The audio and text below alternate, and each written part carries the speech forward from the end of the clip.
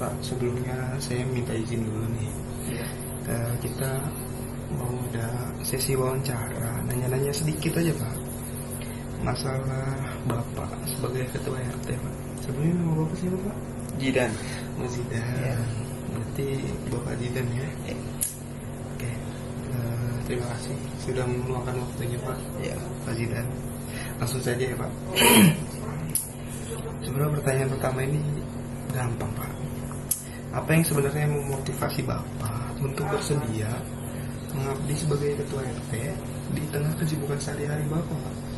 Motivasi saya sederhana. Saya ingin melihat lingkungan kita ini menjadi rumah yang nyaman untuk semua orang.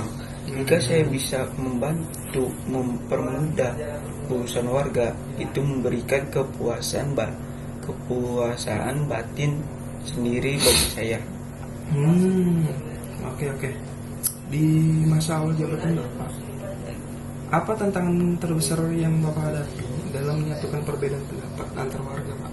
Pasti kan warga ini sering berselisih Pak. Ya, tantangan terbesar saya adalah ego dan komunikasi. Strategi saya adalah menjadi pendengar yang baik terlebih dahulu sebelum mengambil keputusan. Strategi yang bagus Pak, Ya. buat menyatukan perbedaan pendapat antar warga Pak.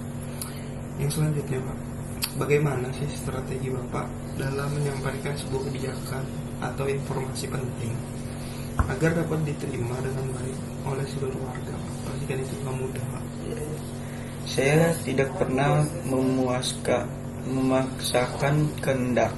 Saya akan mendatangi warga tersebut secara personal untuk menjelaskan alasannya secara transparan. Karena seringkali penolakan muncul karena kurangnya informasi. Oke. Pertanyaan selanjutnya Pak. Ya. Ini kurang lebih ada 10 pertanyaan Pak dari saya. Pastikan di dalam lingkungan RT nih Pak sering terjadi perselisihan kecil, kayak tadi yang Bapak sebutkan, perdebatan. Sebenarnya bagaimana sih cara Bapak menjadi penengah yang adil atau tidak memihak salah satu sisi manapun? Kuncinya adalah netralitas. Saya mempertemukan pihak yang bertikal, membiarkan mereka bicara, dan saya hanya mengarahkan ke solusi yang saling menguntungkan tanpa memihak. Oke, terus selama Bapak menjabat, program apa yang paling Bapak banggakan karena memberikan dampak nyata bagi masyarakat sekitar Pak? Program Jumat Bersih yang sekarang menjadi ajang kumpul warga setara sistem lumbung pangan sederhana untuk warga yang membutuhkan bantuan darurat. Bagus sekali Pak programnya, pantas ya Bapak banggakan sekali. Terus yang selanjutnya Pak, bagaimana Bapak mengerahkan partisipasi warga untuk peduli terhadap kebersihan dan keamanan lingkungan? Karena saya lihat sekitar sini lingkungannya bersih, terus keamanannya terjaga. Gimana sih Pak tipsnya? Dengan membersihkan, contoh saya ikut turun tangan, ikut ronda dan kerja bakti. Ketika warga melihat pimpinannya mau bekerja, mereka akan dengan sendirinya ikut berpartisipasi. Ya. Kalau dari pengalaman Bapak nih, apa yang paling berkesan bagi Bapak selama menjabat yang menurut Bapak mengubah cara pandang hidup Bapak? Dengan memberikan contoh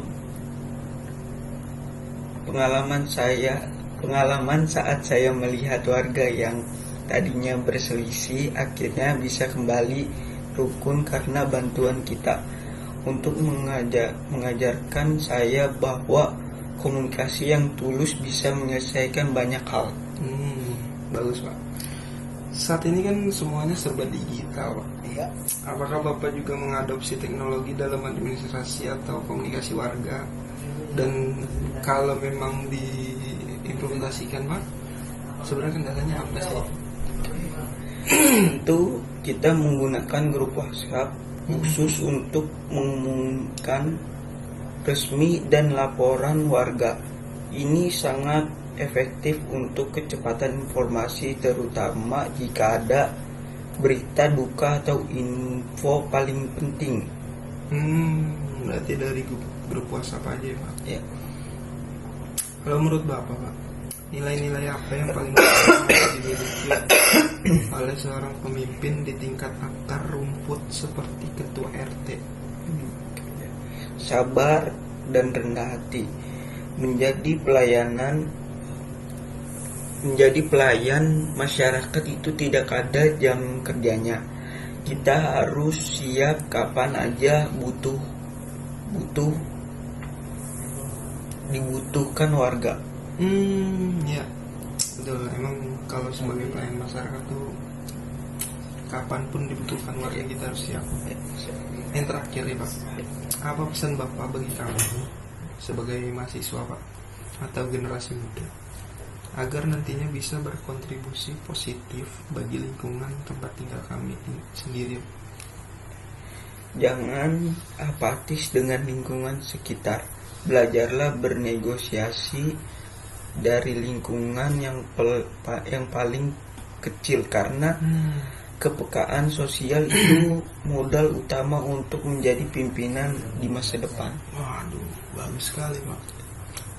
Oke, terima kasih Pak wawancara singkatnya. Oke.